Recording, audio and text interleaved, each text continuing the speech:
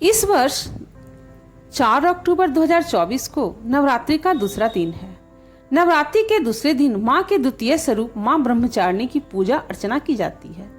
माँ ब्रह्मचारिणी दुष्टों को सर्वनाम दिखाने वाली हैं। माता की भक्ति से व्यक्ति में तप की शक्ति, त्याग, सदाचार, संयम और वैराग्य जैसे गुणों में वृद्धि होती है। माँ ब्रह्मचारिणी का पूजन करने से आलस्य, अहंकार, लोभ, असत्य, स्वार्थ व ईर्ष्या जैसी दुष्प्रवृत्तियां भी दूर हो जाती हैं। माँ का स्मरण करने से एकाग्रता एवं स्थिरता आती, साथ ही बुद्धि, विवेक व धैर्य में वृद्धि होती है।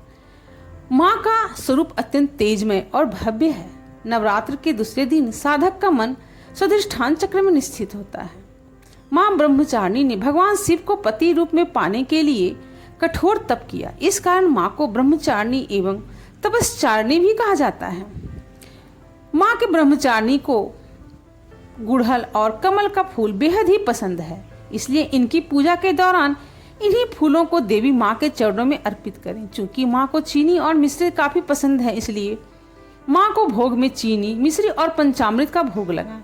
माँ ब्रह्मचारिणी को दूध और दूध से बने व्यंजन अति प्रिय होते हैं, इसलिए दूध से बने व्यंजनों का ही भोग लगा सकते हैं। इस भोग से देवी ब्रह्मचारिणी प्रसन्न हो जाती हैं। इन चीजों का दान करने से लंबी आयु और सौभाग्य भी पाया जाता है। माँ ब्रह्मचारिणी की व्रत की कथा इस प्रकार से है। माँ ब्रह्मचारिणी ने राजा हिमालय के घर में जन्म लिया था। नारद जी की सलाह पर उन्होंने कठोर तप किया ताकि वे भगवान शिव को पति स्वरूप में प्राप्त कर सकें। कठोर तप के कारण उनका नाम ब्रह्मचारिणी या तपस्चारिणी नाम पड़ा।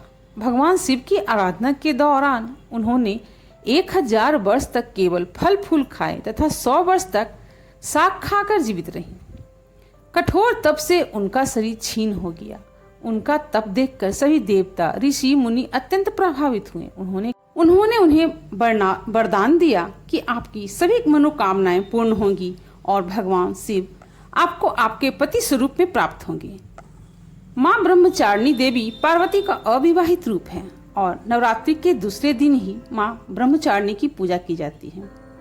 माँ ब्रह्मचारिणी की उपासना से तप, त्याग, वैराग, सदाचार और संयम की वृद्धि होती है। Like, share and subscribe to this channel.